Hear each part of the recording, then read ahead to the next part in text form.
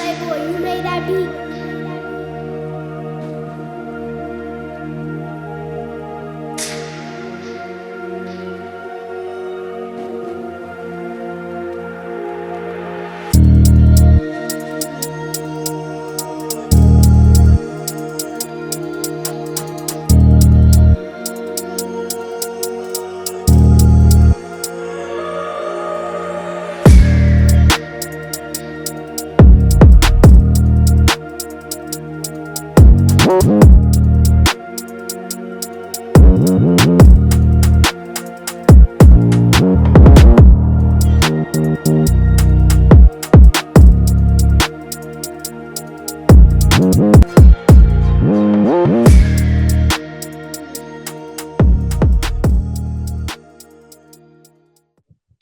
High School Hoops Talk with your boy E. Tally. I got a very special guest. It's not his first time. This is his second from Pearsall High School. Xavier Rendon. I mean, what's that GPA real quick, Xavier? It's standing at a 3.2 right now. Okay. Student athlete. That's what I'm talking about. Let me run off your stats real quick. We're talking 21 points a game, 10 rebounds, 3 assists, 3 steals, and averaging 1 block a game. How are you able to do those numbers, man? And you guys don't have the toughest schedule, but you don't have an easy schedule either. Yeah, I think it's a blessing. First and foremost, I give all props to the man above for letting me go out and compete the way I compete each and every day. Without him, none of that's possible. So, kudos to the man above. But I think I'm able to do all that with my size and length. I'm able to get to the rim at any time I want to get to the rim. I'm able to get to the rim and just rebounding at an efficient level. I think coming here from a small town, I kind of have the height advantage over everyone. So, I'm able to get a lot more rebounds than, the usual person. So that helps me out a lot. So real quick, you're talking your height and your length. How tall are you? 6'5" right now. And with that being said, I always tell my guys when I coach that rebound is not a skill. You can make it a skill, but it's not a skill, it's a want. And watching you play, that is something you want to do. Can you tell us a little bit why do you want to rebound so bad, or why do you want to be the guy making sure you get all the rebounds? Yeah, I think I like to rebound a lot to create second opportunities. On the offensive end. When a shot goes up, I think that in order to win a game, it all comes down to possessions. What team ends up with the most possessions? If we have more possessions than the other team and we're shooting a 40% and they're shooting a 50%, we have more possessions. We'll still probably come out on top on that game. So I like to, rebound a lot, especially defensively, and just get out in transition and get the guys looks. So we're talking about our record right now, and you guys are 17-6. You lost against some tough schools, to where though one of the schools that you lost to was one of your first losses against another 4A school, which is Davenport.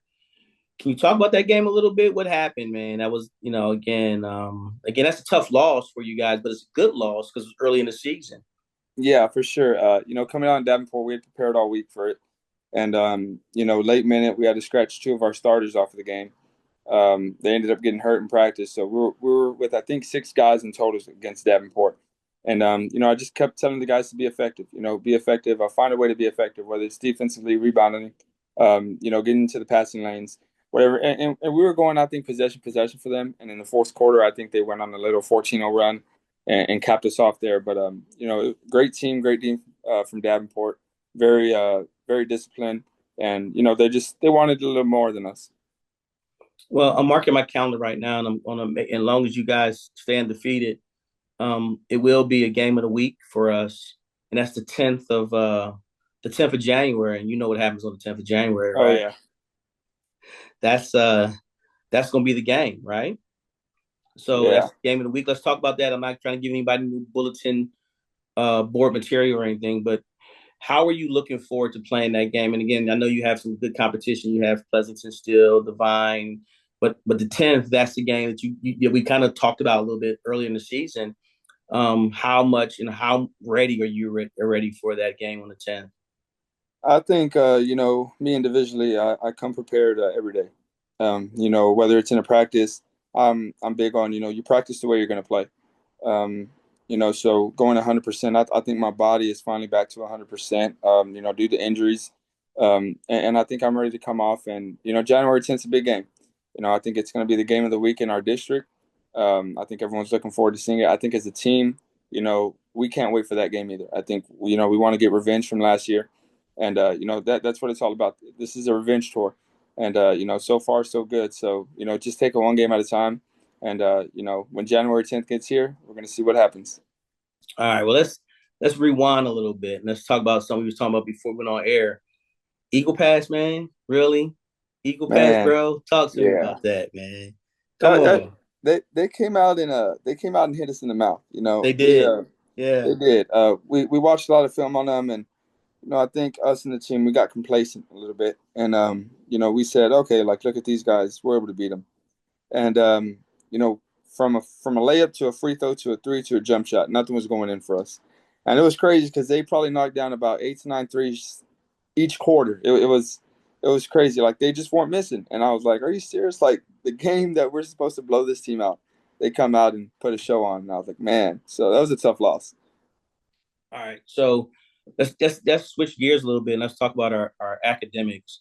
So where are we at with our academics right now? You mentioned 3.2, I believe. Yes. 3.2. How are we going? We just finished our first part of the school year, getting ready to the second part. How are we looking and what is I see you got some offers too.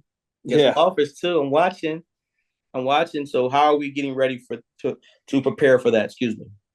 I think coming in, we had the first semester, so I think we're moving on to the second semester. I think just being more disciplined in the classroom. Good. Definitely being more disciplined. That's where it starts, in the classroom. So, as us kids, as teenagers, we have love for the game, and that's constantly all we want to do is, oh, I want to play, I want to watch film, I want to do this.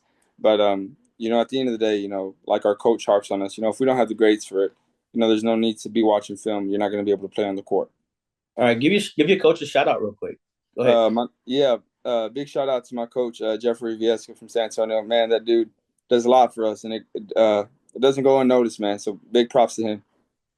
All right. So this season, you're getting your record 17-6. That's 23 games in, and it's not including any of your preseason. Give me a memorable moment so far that you want to talk about it, that you displayed your leadership, that you would want to talk to a college. You had a chance to talk to a college right now, and you let them know what kind of leader you were. I think I'm gonna have to go with our pass game against Carrizo. We went into halftime down by 12. And I just told the guys, I got them all together, and I got us in a circle, and I said, hey, we got to stay together. Stay together. Don't look at the scoreboard. Chip away one possession at a time, one play at a time, and play for the name across our chest. Don't play for yourself. Play for the name across your chest. Don't be selfish. Make the extra pass. Trust your teammates to be able to knock down shots, and we did it and came out with a win in overtime.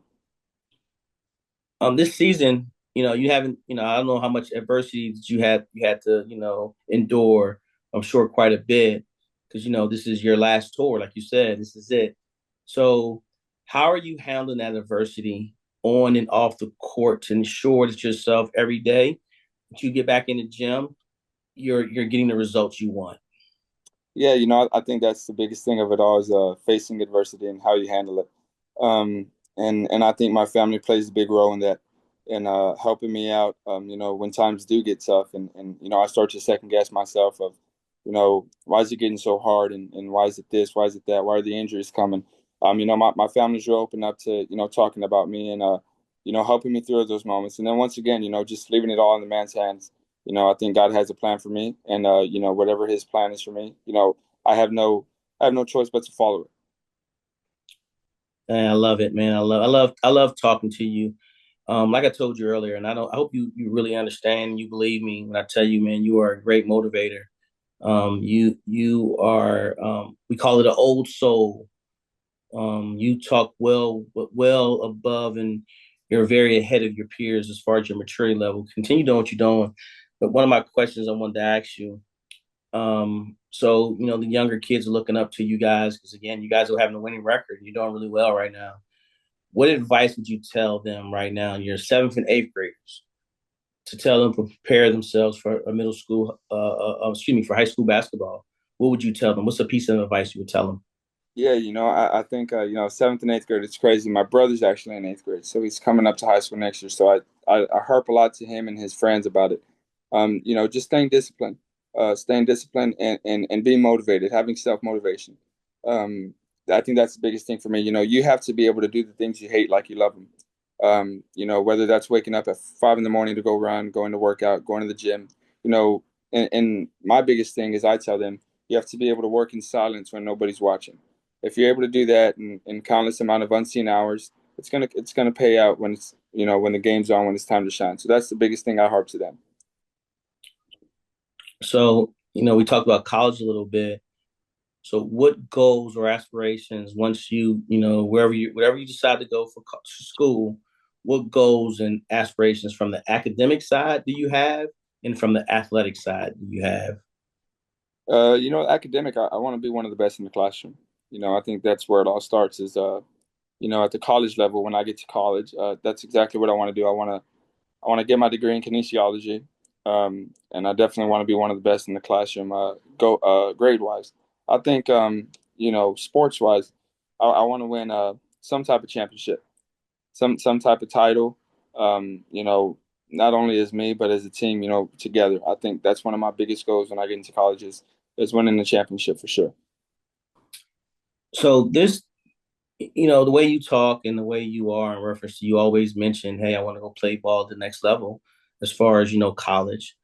When did that become an actual true desire for you that you knew that, okay, let me flip the switch. I am special and I have something special that I can, really take my talents to the next level. When did that all, when did you make that switch?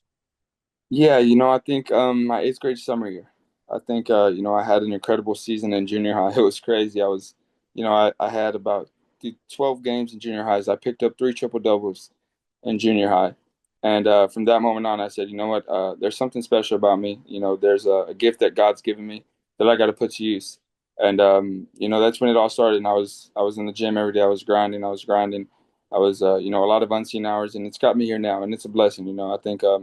Now that I know that I have the ability to go play at a college level, it's a big blessing for sure.